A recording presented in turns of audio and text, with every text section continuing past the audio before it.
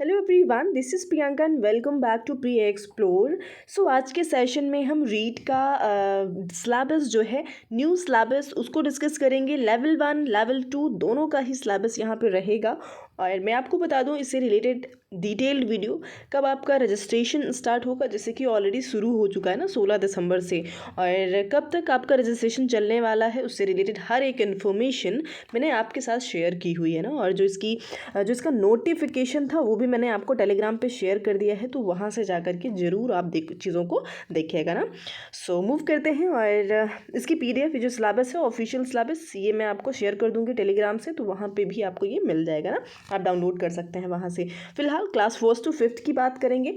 जैसे कि पैटर्न आपको पता ही है, पहले CDP होता है। अगर हम प्राइमरी की बात करते हैं 1st to 5th की, तो पहले आपको CDP मिलेगा, उसके बाद लैंग्वेज 1, लैंग्वेज 2 रहेगा, एंड देन EVS का पोर्शन, और उसके बाद मैथ्स। तो इस तरह से चीज़ें होती हैं। 2.5 घंटे का समय दिया जाता है, और हर सेक्शन 30-30 नंबर का, यानी कि 150 क्वेश्चन 150 नंबर के होंगे, इस तरह से। अब यहाँ पे CDP की बात करते हैं, तो CDP में ये सारे ही टॉपिक्स आप देख सकते हो, जैसे कि बाल विकास, वृद्धि विकास की संकल्पना, उसके विभिन्न आयाम क्या होते हैं, सिद्धांत, प्रिंसिपल्स, जो कि आपने पढ़ा ही होगा अगर आपने सीटेट का एग्ज़ाम दिया होगा तो ये सारी चीज़ें, वंशानुक्रम और वातावरण की भूमिका। नेक्स्ट टॉपिक है आपका व्यक्तिगत विभिन्नताएं, व्यक्तित्व क्या होता है, बुद्धि के बारे में, संकल्पना, सिद्धांत एवं इसका मापन, बहुबुद्धि सिद्धांत स्पेशली इन्होंने बता दिया है भाई, मल्टीपल इंटेलिजेंस थ्योरी जो कि हॉवर्ड गार्डनर की है। और इस तरह से विविध अधिगमकर्ताओं की समझ, पिछड़े, विमंदित, प्रतिभाशाली, सृजनशील, अलाभान्वित, वंचित, विशेष आवश्यकता वाले बच्चों एवं अधिगम अक्षमता युक्त बच्चे, अधिगम में आने वाली कठिनाइयाँ, यानी कि लर्निंग डिसेबिलिटीज़ के बारे में इन्होंने बताया है। अधिगम का अर्थ, संकल्पना, ये सारी चीज़ें हो जाती हैं। बच्चे कैसे सीखते हैं, अभिप्रेरणा, ये टॉपिक भी इंक्लूड है। और यहाँ पे NCF 2005 की रूपरेखा हो गई आपका, ठीक है। NCF 2005 जो कि हमेशा से ही इम्पोर्टेंट रहता है हर जगह पे,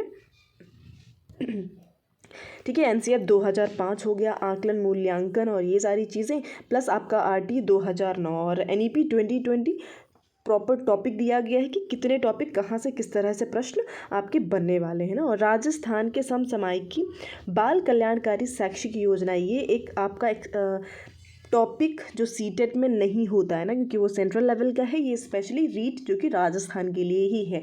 सो यहाँ पे आपका ये वाला टॉपिक भी इंक्लूड होता है। सो इसको भी आपको अलग से पढ़ना पड़ेगा।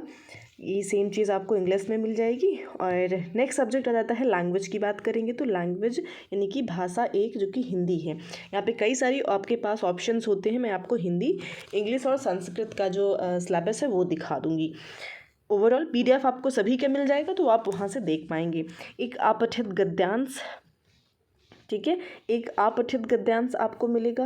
और इस तरह से अपठित गद्यांश, निम्नलिखित बिंदु, लाइक इस तरह से चीज़ें, जो अपठित गद्यांश रहेगा उनमें ये सारी चीज़ें आपको मिलेंगी। पर्यायवाची विलोम वाक्यांशों के लिए एक शब्द, ये ग्रामर वाला पोर्शन हो जाता है, जो कि आपको देखने को मिलेगा हिंदी के सेक्शन में, यानी कि ग्रामर अच्छी खासी यहाँ पे आती है, ठीक है। और नेक्स्ट आप देख सकते हो पेडागोजिकल इश्यूज़ भी होते हैं। बट आप ये मान के चलोगे ना कि जैसे कि सीटेट में क्या होता है, सीटेट में आपका पेडागोजी प्लस पैराग्राफ, बस इतना ही होता है। यहाँ पे आपका ग्रामर का पोर्शन भी अच्छा खासा पूछा जाएगा, आपका पैराग्राफ भी रहेगा और पेडागोजी भी आपको देखने को मिलेगी।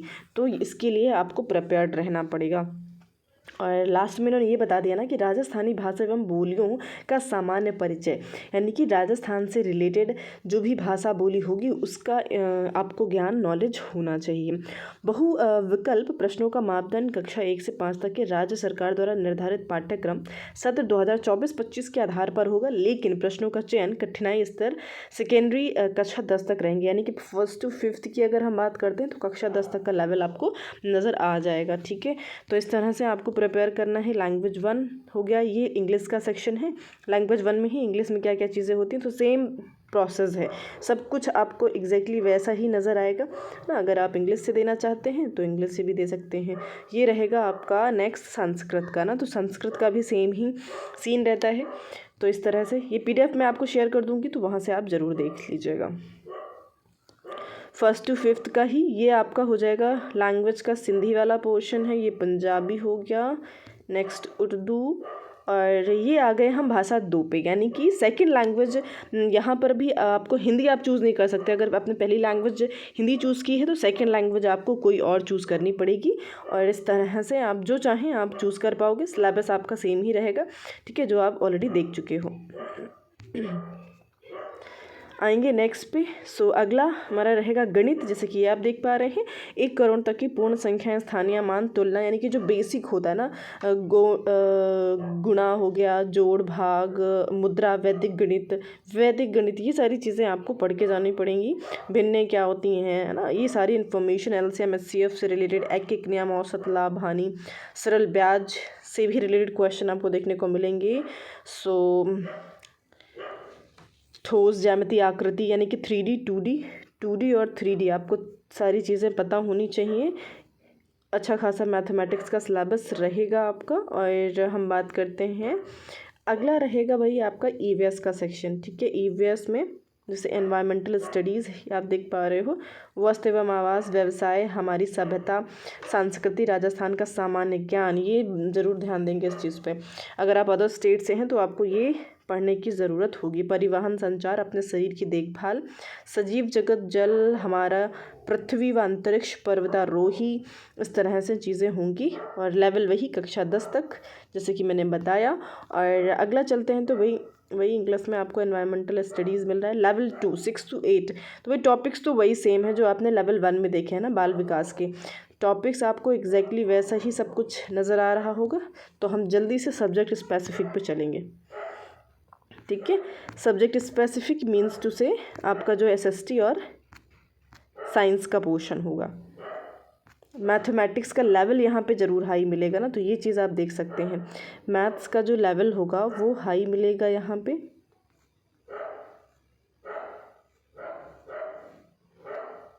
अच्छा, विज्ञान भी रह गया था, ओके। सो साइंस में आपको सजीव, निर्जीव, सूक्ष्म जीव, सजीव, मानव शरीर एवं स्वास्थ्य, जंतु, प्रजनन एवं किशोरावस्था, यांत्रिकी, ऊर्जा, ताप एवं ऊर्जा, प्रकाश एवं ध्वनि, विद्युत एवं चुंबकत्व, प्राकृतिक परिघटनाएं, पदार्थ की संरचना, रासायनिक पदार्थ, पौधे एवं जंतुओं का संरक्षण, कृषि प्रबंधन, विज्ञान की संरचना एवं प्रकृति और विज्ञान को समझना, यानी कि पेडागोजिकल इश्यूज आपके आ जाते हैं ना। मूल्यांकन, शिक्षण की समस्या, ओवरऑल। और ये कक्षा 12 तक इन्होंने लेवल दिया है, ठीक है। 6 to 8 में कक्षा 12 तक का लेवल पूछा जाएगा आपसे, तो इसको इस तरह से आपको प्रिपेयर करना है। मैथमेटिक्स में देखोगे आप तो आपको यहाँ भी लाइक 12 तक का जो पोर्शन होगा ना वो कवर अप करना पड़ेगा। SST की बात करते हैं तो सामाजिक अध्ययन में भी आप समझ ही रहे हो, टॉपिक्स देख लीजिए, ताकि आपको जो लेवल है वो पूरा 12 तक कवर करना है 6 to 8 के लिए। तो 1st to 5th आपको क्लास 10 तक पढ़ना है, और 6 to 8 के लिए उन्होंने बहुत अच्छे से क्लियर कर दिया है कि 12 तक ना अगर अभी भी आप ना पढ़ के जाएं तो फिर आप किसी दूसरे को ब्लेम नहीं कर सकते हो ना। तो प्रॉपर अगर आप एग्ज़ाम देना चाहते हो, जैसे कि फरवरी में आपका एग्ज़ाम हो जाएगा ना 27 से 28 फरवरी के बीच में, तो आप बिल्कुल प्रिपरेशन शुरू कर दीजिए आज से ही।